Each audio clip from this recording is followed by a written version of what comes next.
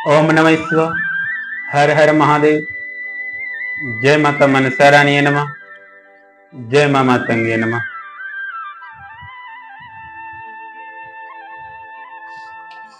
जी हाँ, मेरे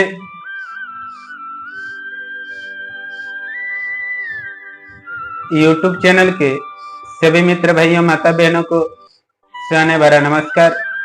और आज हम आप सभी के बीच मेरे भक्तों शिव पुराण का कथा लेकर उपस्थित हुए हैं। और आज की कथा होगा मेरे भक्तों, शिव कथा सुनकर कौन से पाप मुक्ति तथा शुद्धि होते हैं, इसके बारे में आप सभी को जानकारी दिए जाएंगे मेरे भक्तों। तो मेरे भक्तों, एक बार आप सभी माता बहने भक्तगण महादेव भगवान का नाम उच्चारण करेंगे। ओम नमः शिवाय। ओम नमः शिवाय। हर हर महादेव। गुरुदेव भगवान की, मातंगी माता की। मेरे भक्तों, आज के शिव पुराण का कथा का हेडलाइन ये है मेरे भक्तों, शिव पुराण के श्रवण से देवराजकों को शिवलोक की प्राप्ति तथा चंचुला का पाप से भयों संसार में वैराग्य से मुक्ति कैसे होते हैं, इसके बारे में आप सभी को जानकारी मिलेंगे मेरे भक्तों। श्री सोनक जी ने कहा, महाभाग सूतक जी ने, आप धन्य है, परमार्थ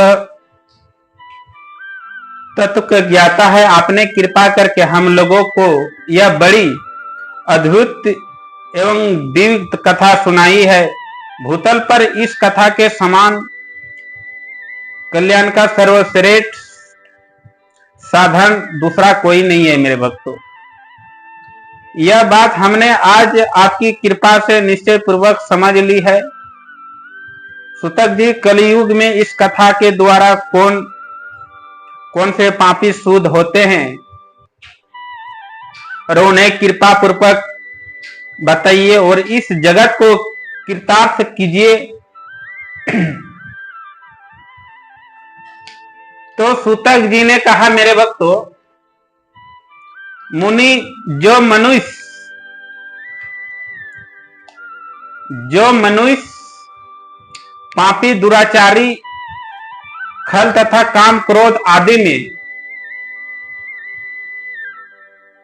निरंतर डूबे रहने से रहने वाले वे भी पुराण के श्रवण पठन अवश्य शुद्ध हो जाते हैं। और इसी विषय में जानकर मुनि इस प्राचीन इतिहास का उदाहरण दिया करते हैं, जिसके श्रवण मात्र से पापों का पुण्यता नाश हो जाता है मेरे भक्तों। शिव पुराण की कथा सुनते ही पहले की बात यह कही, किरातों के नगर में एक ब्राह्मण रहा करता था, जो ज्ञान में अत्यंत दुर्बल, दरिद्र, रस बेचने वाला तथा वैदिक धर्म से विमुख था। वह स्नान संध्या आदि में क्रमश भ्रष्ट हो गया था और वेश्यावृत्ति तत्पर रहता था मेरे पुत्र। उसका नाम था देवराज। वह अपने ऊपर विश्वास करने वाला लोगों को ठगा करता था। उसने ब्राह्मण,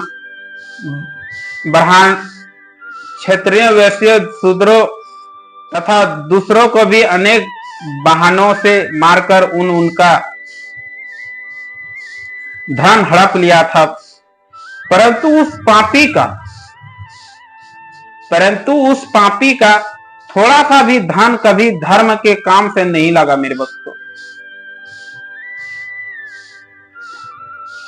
वह ब्राह्मणों को, क्षत्रियों को, वैश्यों को, शूद्रों को भी धन हड़प लिया, लेकिन हड़पा हुआ धन मेरे भक्तों किसी धर्म के कार्य में नहीं लगाया मेरे भक्तों। तो एक दिन की बात है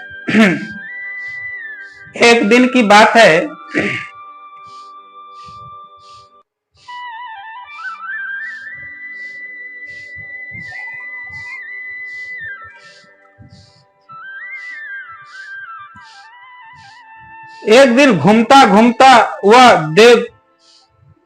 देवोगे से प्रतिष्ठा पूर्व झूसी प्रयाग में जा पहुंचा। वहां उसने एक शिवालय देखा जहां बहुत से साधु महात्मा एकत्र हुए थे। देवराज उस शिवालय में ठहर गया, किंतु वहां उस ब्राह्मणों को ज्वर आ गया। उस ज्वर से उसको बड़ी पीड़ा होने लगी। मेरे भक्तों, वहां एक ब्राह्मण देवता शिव पुराण की कथा सुना रहे थे,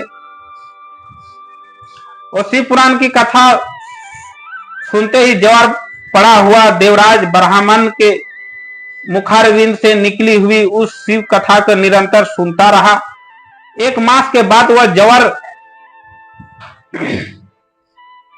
पीड़ित होकर चल बसा। मेरे भक्तों, यमराज के दूत आए और उसे पसासों से बांधकर बलपूर्वक यमपुरी में ले गए। मेरे भक्तों, इतने में ही शिवलोक से भगवान शिव के पार्षद गण आ गए।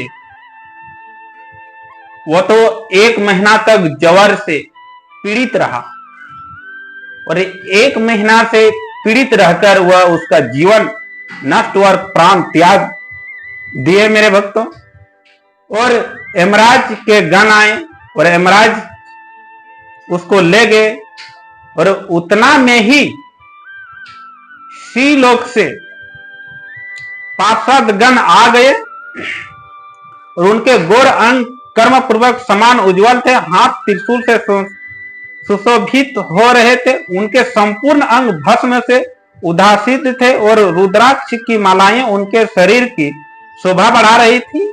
और वे सब के सब क्रोध पूर्वक यमपुरी गए, और यमराज के दूतों को मार पीट कर बारंबार धमका कर उन्होंने देवराज उनके चंगुल से छुड़ा लिया, और अत्यंत अद्भुत विमान पूर्वक बैठाकर जब वे शिवदूत कैलाश जाने को उद्धत हुए, उस समय यमपुरी में बड़ा भारी कोलाहल मच गया। उस कोलाहल को सुनकर यमराज अपने भवन से बाहर धर्मराज अपने भवन से बाहर आए। साक्षात दूसरे रुद्राक्ष समान प्रतीत होने वाले उन चारों दूतों को देखकर धर्मराज उनका विधि पूर्वक पूजन किया, और ज्ञान दृष्टि देखकर सारा विवेककार ज्ञान लिया। उन्होंने भय के कारण भगवान शिव के उन महात्मा दूतों से कोई बात नहीं पूछी, उल्टे उन सबकी पूजा एवं प्रार्थना की। तत्पश्चात वे शिवदूत कैलाश को चले गए, और वहां पहुंचकर उन्होंने उस ब्राह्मणों को दया सागर सात शिव के हाथ में दिया। और श्री सोनक जी ने कहा, महाभाग सूतक जी, आप सर्वज्ञ है, महामाते आपके कृपा प्रसाद से मैं बारंबार कृतार्थ हुआ। इस इतिहास को सुनकर मेरा मन अत्यंत आनंद में निगम हो रहा है।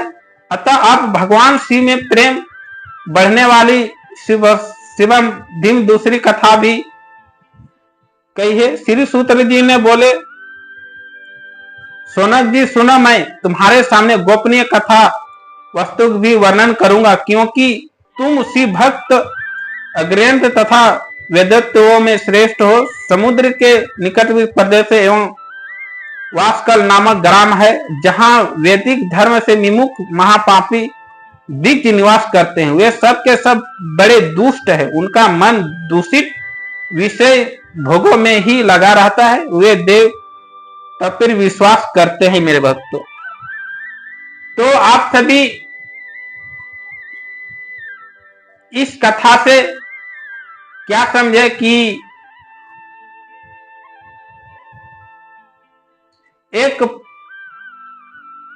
व्यक्ति था, और उस व्यक्ति जो दूसरे को हड़प कर जीवन यापन कर रहा था, और दूसरे का हड़पा हुआ धन धार्मिक कार्य में नहीं लगाया। मेरे व्यक्तों, और इस तरह से वह भटकता घूमता हुआ शिवालय पहुंचा, और वहां पे शिव चर्चा कथा हो रहा था। तो वह कथा वह सुन रहा था, उतना में ही वह इंसान बीमार पड़ा, और बीमार 1 महीना तक वह लगातार पड़ा। मेरे भक्तों, तो लगातार 1 महीना बीमार पड़ा और वह महाशय जी यमराज ले गए। यमराज ले जाकर वहां फिर यमराज लोग शिवगण गए, वहां से उसको मार पीट कर ले आए, उसका स्वागत किया और उसका शिवलोक में मुक्ति हुआ। मेरे भक्त शिव धाम पहुंच गए। तो शिव धाम कैसे पहुंचे? वह शिवालय पहुंचा, वो शिवालय पहुंचकर वहां शिव कथा हो रहा था मेरे भक्तों। तो शिव कथा हो रहा था, वो शिव कथा सुनकर वह शिवलोक पहुंच गए। तो समझिए मेरे भक्तों, शिव कथा सुनकर हमें कितना बड़ा पापों से मुक्ति मिलता है और हमें शिवलोक की प्राप्ति होता है मेरे भक्तों। तो आप सभी माता बहने भक्तगण समझ गए कि शिव कथा सुनकर हमें क्या क्या पाप से मुक्ति मिलते हैं और शिव कथा हमें सुनना चाहिए मेरे भक्तों। तो इसी तरह अगले अध्याय में दूसरे विषय के बारे में आप सभी से शिव कथा का चर्चा हम करेंगे। तो इस प्रोग्राम में इजाजत दीजिए और जाते जाते महादेव भगवान का नाम एक बार उच्चारण कर लीजिए। ओम नमः शिवाय, हर हर महादेव, जय माता मनसा रानी नमः, जय मां मातंगी नमः। फिर मिलते हैं नेक्स्ट शिव कथा के प्रोग्रामों में।